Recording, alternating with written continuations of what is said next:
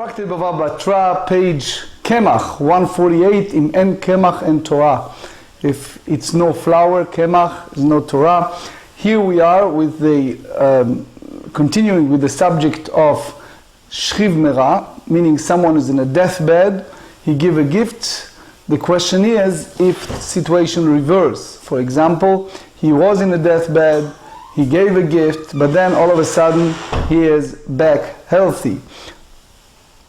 Situation like giving part of full estate.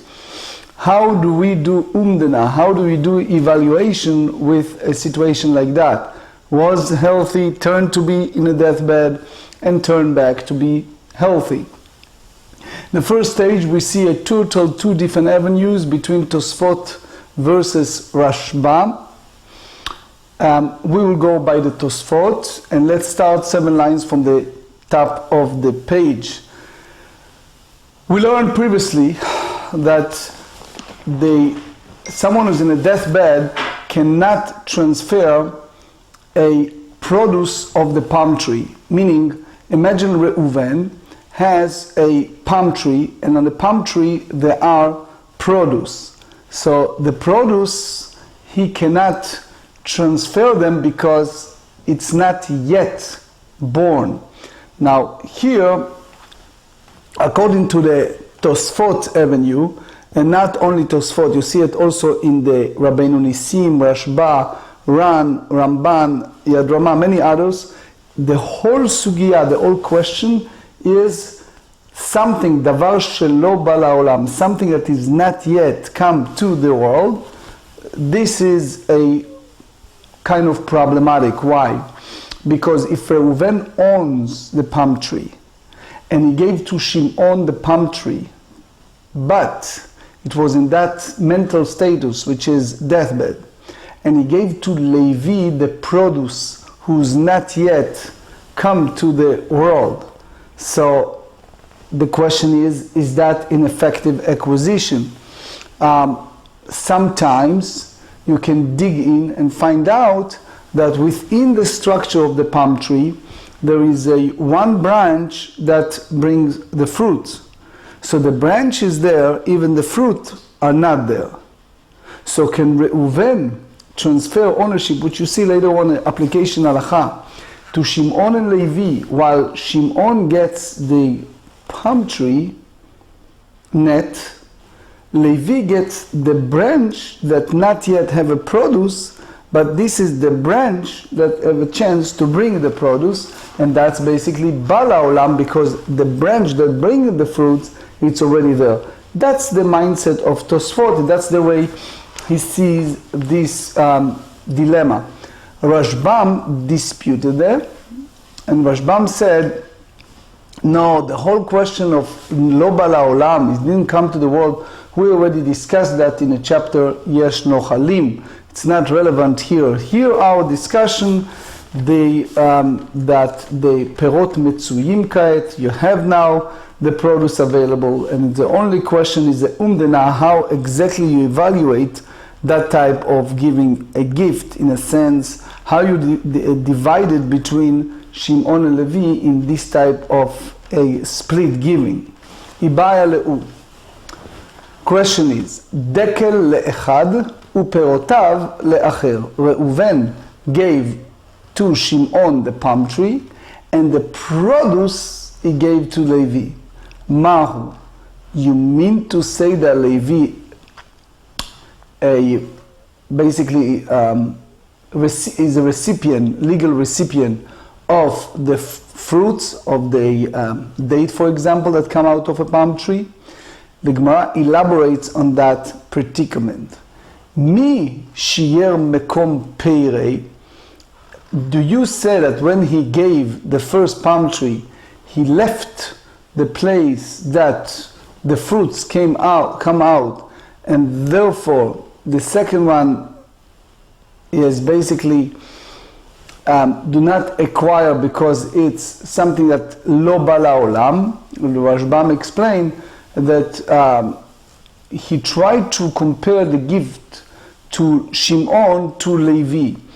The same way as he have gmirut da'at, he have a full mindset to give the body of the palm tree to Shimon, the same way he intend to give the location of the produce to Levi, or lo shiyer, he not left over the produce in the first giving, which means that he gave to the second one only the fruits, and this is something that it's not yet come to the world, so therefore the second one did not acquire the produce. אם תמציא לומר לאחר, לא הווי שיעור, לעצמו מהו, if you tell me that the other person, the location of the fruit is not considering shiur, and therefore the second one not acquire the produce, you still ask if he give it to himself. What do you remember? Day before yesterday, we discussed a situation that the person give away a estate, but he leaves something for himself at the time being until he's gone. So it means that he intend to leave for himself the place, the location, mekom perot of the produce, and therefore it's remain in the owner's ownership, or not. So Tosfot said, as we said earlier, the big question is if can a person does that with something that is not yet in the world. Haknayat davar shelo ba la'olam. Rashbam goes differently. Most of the mefarshim, the early sages, go by the Tosfot. Amar Rava Amar Rav Nachman, אם תמציא לומר דקה לאחד ופיירותיו לאחר, which is Reuven gave the palm tree to Shimon and the produce to Levi, lo havei shiur bimkom pirei. So it's not considered reserving the place of the fruit for the second person. דקה לאחד ושיער פירותיו לפניו, שיער לעצמו מקום פירי. So he basically leave for himself a place of the fruit. So he basically reserved for himself the place of the fruits. So what's the reason? My tama, why you have such a distinction? Kol legabei nafshei be'ain yafa meshayer. So the general structure is that anything that a person reserve for himself, he reserve generously. So therefore, he reserved for himself not only the fruit itself, but also the place of the fruits. אמר לרבי אבא לרב אשי, ענן עד רבי שמעון בן לקיש מתנינן לה. We follow the view of רבי שמעון בן לקיש. אמר רבי שמעון בן לקיש, המוכר בית לחברו. Here you have a situation of two entities.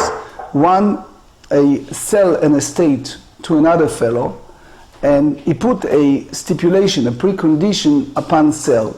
ואמר לו על מנת שדיותה העליונה שלי.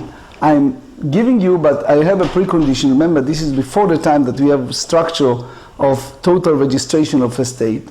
So we assume that the second floor has boundaries that have at least 10 handbreadth each. So he put a precondition. He said, I'm selling you the house, but I'm selling you on the condition that the upper story remains mine. Diuta Eliona Shelo, the upper story is obviously remain here. So it appears superfluous because we discussed this earlier on page 61. I would like to share with you for a moment the concept of the Rashbam, the way he looked at that. The Rashbam in Ilchot Mechirat, chapter 23, he said as follows. If one sells a palm tree to another, stating that the tree is sold except its fruit, he reserved for himself the place of the fruits, which is the branches as well as the fruit. The buyer acquires only the trunk of the tree, which he can use when the tree wither. That's basically what Rav Nachman said earlier. 148b, Ibaya Lehu. Here we present a different angle of question. Bait le'echad udyota le'echad. A person basically is a total healthy, and he gives as a gift of a healthy person, he have two entities. He have the lower story of the house and the higher. So the lower story gives to, for example, Reuven, and the upper story to another person. So the problem is that the one who gets the upper story is tangible property, because he basically needs, the Rashbam explain, that part to transfer beams and things from one entity to another using the yard. אם תמצא לומר בית לאחד ודיוטה לאחד לא הווה שיעור חוץ מדיוטה מהו. If you tell me that one sell a house to one person and the upper story to another person, his stipulation is not considered reserving right for the second person, because if he excluded the upper story, reserving the upper story for himself, for example, or he planning for himself temporarily and then to sell it to someone else, is that considered reserving additional right for himself or not?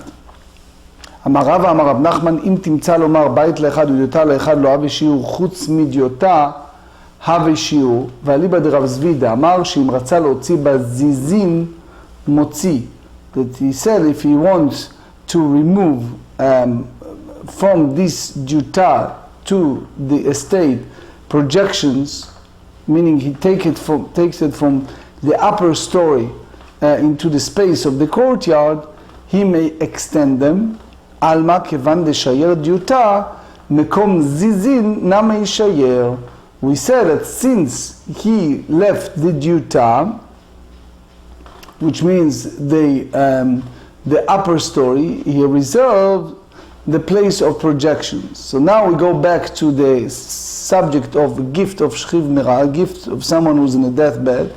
So we learn in the Mishnah in page 146b that if someone in a deathbed gave his entire estate to someone and he did not left anything for himself, if the situation reverse and he feels better and he's healthy now, he can turn around and have the estates. But if he left for himself part of the estate, then it's a done deal. Let's make it clear. Reuven was in a deathbed. He gave to Shimon or Shimon and Levi his estate. He didn't leave anything for himself. He get better, the whole deal reverse and everything stay or return to Reuven. However, if he gave to one or two others and he left for himself part of the estate, the moment that he feels better, then only the part of the estate that he left, it's his. אמר רבי יוסף בר מניוני אמר רב נחמן, שכיב מרע שכתב כל נכסיו לאחרים, he wrote all of his estate to other people and divided it between several people. רואים, you have to look what is his original intent. אם במחלק, if his original intent to give his entire estate and not to leave anything, so מת, קנו כולן, עמד, חוזר בכולן. אם בנמלח, מת, קנו כולם, עמד, אינו חוזר, אלא באחרון. So it means that if the one in the deathbed was squire between the gifts, so it means that his intent, and then again it's umdana, it's as we have some type of assessment that he wasn't intent to divide his entire estate. Vedilma. So the question is, what exactly in our best assessment try to evaluate this person on his deathbed? Vedilma ayunei kameayen. He basically intends to give. The only question is, he wants to make sure what exactly he gives to each and every one. And until he makes up his mind, hadar ya'iv. So he gave what left over from the estate. So therefore, if he's now feel better, it's his. So why Rav Nachman said that applies solely in nimlach, so he cannot back out from his original gift. Stamei the Gemarrah, the Gemara said usually someone who is in the deathbed, meidak dayek v'hadar yahev. We assume, again, that's the beauty of the wisdom of the sages, that the usual way of a person on his deathbed, he think very carefully what first, and only then he confirm his gift. So therefore, if he posed, he considered in the interim, it appears that he did not initially intend to transfer ownership of his entire estate. אמר רב אחא בר מניומי אמר רב נחמן שכיב מרע שכתב כל נכסיו לאחרים ועמד אינו חוזר. חיישינן שמא יש לו נכסים במדינה אחרת. We concerned that maybe he left in different estate. Even a person can give as a שכיב מרע, as a deathbed, entire estate, and then he can change his mind and everything reverts to him. But in a practical way we cannot do it. Why? Because it is a possibility for a person to live overseas in a state, and that's basically reverse to our original idea that the moment there is a state that he left for himself, then he cannot retrieve it and have back what he gave. So therefore the Gemara said, "Ve'ela matnitit nekatane lo shi'er karka u'gshir matno kemet echem ashkacha la." Amar Rav Chama omer kol nechasai. So Rav Chama said that if he said such a clear way, lucid way, I'm giving my entire estate to Mr. So-and-so, in which case he clearly reserved nothing for himself. So Amar Bar Abashi, another option, Amar Bar Abashi Amar b'muchzak lan deleit la. So another one is so well known, we have this presumption that it does not have property elsewhere. Again, we go by the maximum of our understanding. The Rashbam said in L'chot Zechiyah Matana chapter 8, even if a person, his deathbed transfers ownership of all of his known property, this is still considered a gift given with the intent to reserve part of the property for himself, as he may have additional property in another province. The gift requires an act of acquisition, and if the giver recovers, he cannot retract the gift. If he says, all my property, which is such and such, is given to so and so, this is considered a gift given without reserving anything for himself, and if he recovers, he can retract the gift. Furthermore, if he transfers all his known property, and it is generally presumed that he does not own additional property, even if no one can testify to that fact, his gift is considered a gift given without reserving anything for himself. Ibaya leu, chazara b'miktzat, have chazara kula or lo? Again, as we said in the beginning structure, the question is if a person have this type of changing his mind. You know, people in the world that you go to them, they said, how do you say it in Spanish? Mañana, right? He said one thing today and tomorrow he changed his mind, retracted. So is a partial retracted to the gift considered a retraction of the entire gift, or is not? And unfortunately we're living in this world. They promise you one thing, right? At night, the next morning, it's something else. So it's not only aggravating, it's also something that we need to structure it in halacha, because the whole question is if the gift is total gift or in part. So they said, Tashma, kulan l'rishon b'ktzar l'sheni shini kana. If he said that all my estate go to Shimon, for example, and then he changed his mind and he said, some of that I'm giving to Levi, so that's basically chazara b'miktzat. He changed his mind in part. So therefore, the second one received what the Gemarrah, the deathbed person, gave him. Rishon lo kana, the first one not. My love b'shemet. Here we talk about where the giver died. And the reason that the first recipient does not acquire anything is that the partial retracted is considered retraction of the entire gift. So the Gemara said, Lo b'she'amad. The Braita referred to a case where the giver recovered. The first gift was invalidated because he left nothing for himself, whereas the second gift remained valid since he gave only part of his property.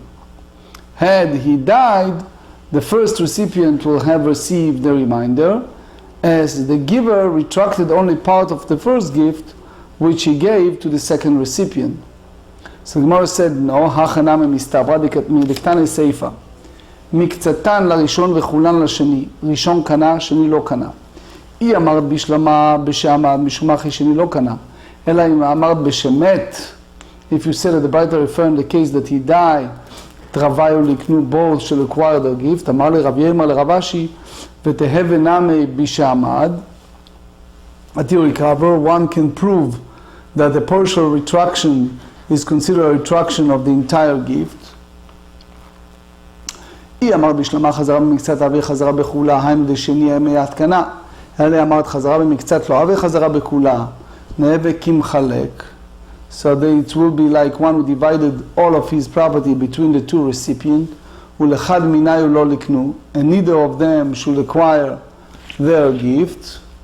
So the Gemara said, והלכתה, and the halacha היא חזרה במקצת, havia חזרה בכולה. So retraction of partial, it's like the entire gift. רישא משכח על הבן שמת בית שעמד. The first part is regardless if he died or it turned to be okay, healthy. סיפא לא משכח עליה אלא בשעמד. Only if he recovered, that's the last clause. איבאיה לו הקדיש כל נכסיו ועמד. A person consecrated all of his property to the temple treasury and then all of a sudden he recovered. מהו? מי אמרים הכל לגבי הקדש גמר ומקנה? יודעים הכל לגבי נפש שלו גמר ומקנה. You treated הקדש, a consecration, as a final deal, or you say that it's because it's concerned himself, he does not resolve to transfer the property unconditionally. הפקיר כל נכסיו מהו? If he declared that all of his property ownerless, מי אמרינן כיוון דאף לעניים כעשירים גמר ומקנה? He wants to give it to no matter what if he's a poor or rich. יודעים הכל לגבי נפשה לו גמר ומקנה. Or you may say that any matter that concern himself, he does not resolve to transfer the property unconditionally. The same, חילק כל נכסיו לעניים מאי, if he gave away all of his property to the poor. מי אמרין צדקה ודאי מגמר גמר מקנה? If you tell me that transfer of charity is a final stage, יודעים הכל לגבי נפשה לו גמר ומקנה. The same way, that if it's concerned for himself, he does not resolve to transfer the property unconditionally. So they said, תיקו, תשבי את הרץ, קושיות ואיבעיות. So basically the way that the poskim divided how you treated Nemukei Yosef, and you see the Chazoni, many others, divided here how. But anyway, let's finish Lishna Achrina, which is in the parentheses. Not everyone goes along because the Maharshal will take it out. The Rashash also have a comment on that. But as you know, Lishna Achrina, Gdish Kol Nechasav Ma'u, V'kir Kol Nechasav Ma'u, Chilek Kol Nechasav Ma'u, Teiku. So basically, it's unresolved. So I would like to share with you the Rashbam in Ilchot Zchiya U'Matana, chapter 9. If a person on his deathbed transfers all of his property to another, and he then retracts a part of his gift, he is presumed to have retracted the entire gift. The Rama writes that even if the property is given to two people with a single deed, and a person on his deathbed retracts only one of the gifts, both gifts are considered to have been retracted. But if he clearly, explicitly state that he is retracting only a part of the gift, the first recipient acquires the property the giver has not reserved for himself, despite the fact that an act of acquisition was not performed. The reason for that, you see it in Choshen Mishpat 250, because the gift initially had the status of a gift given by a person on his deathbed without reserving any property for himself, which does not require an act of acquisition. The Rama adds that according to some authority, this is halakha only if a person on his deathbed retracts a part of his gift and gives it to another. By contrast, if he reserves it for himself, the rest of the gifts is invalid unless an act of acquisition is performed. If he gives part of his property to his heir and part of it to others, and he subsequently retracts the portion that he gave to his heirs, the gift made to others is valid, as the portion given to the heirs is considered inheritance and not a gift.